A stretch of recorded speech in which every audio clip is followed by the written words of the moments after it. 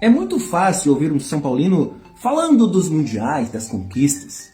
É muito fácil ouvir um corintiano falando da democracia. Ou um flamenguista falando da sua gigante torcida. Mas deve ser muito difícil um torcedor rival falar da história e exaltar e parabenizar um rival. Não é o meu caso. Por mais que eu pegue no pé, principalmente do torcedor palmeirense, por ser rival do clube que eu tanto amo. Mas, muito além disso, além de amar o São Paulo Futebol Clube, eu amo a história. E gosto sempre de contar a verdade. E se ontem o Palmeiras jogou com um uniforme idêntico ao da nossa seleção, tem um motivo. E você vai descobrir. Provavelmente você sabe. Mas é sempre bom refrescar sua memória. Não esquece de curtir, comentar, compartilhar. E, claro, segue o Bravo, porque isso me ajuda muito a manter você informado sobre a verdadeira história do nosso rico e lindo, maravilhoso futebol brasileiro. Bora pro vídeo.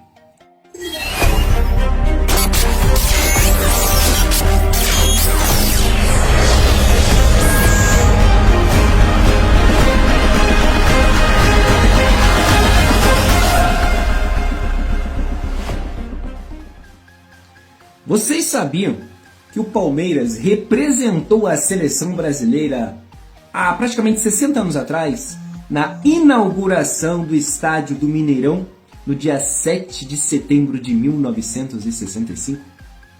Pois é. Ontem o Palmeiras jogou no Allianz contra o Sport e venceu por 3-0, mantendo assim a busca pelo 13º título do Brasileirão. Mas foi em 1965 que o Palmeiras, já vivendo o período da primeira academia, era campeão, por exemplo, do Paulista de 63, do Rio São Paulo de 65. E foi de camisa amarela que a equipe do Palmeiras venceu a equipe celeste pelo placar de 3-0, com gols de Rinaldo, Tupanzinho e Germano.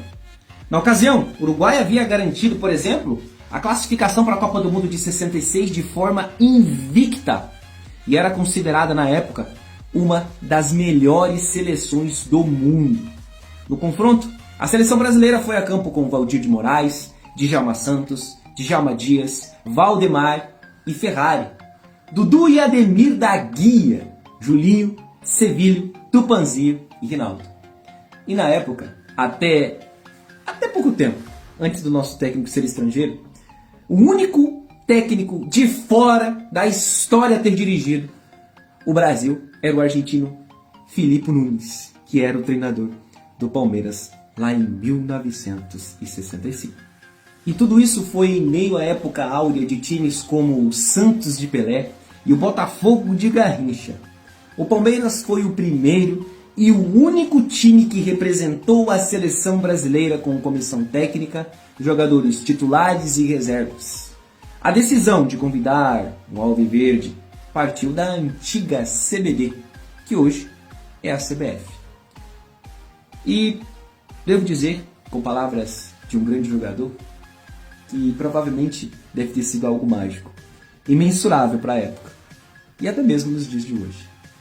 Foi o dia em que um único clube de futebol representou todo um país, toda uma nação.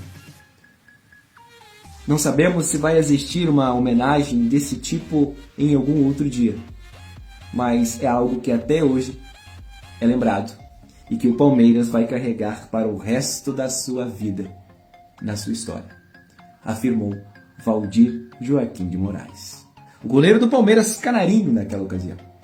E o troféu conquistado pela seleção ficou na sede da CBF por exatos 23 anos.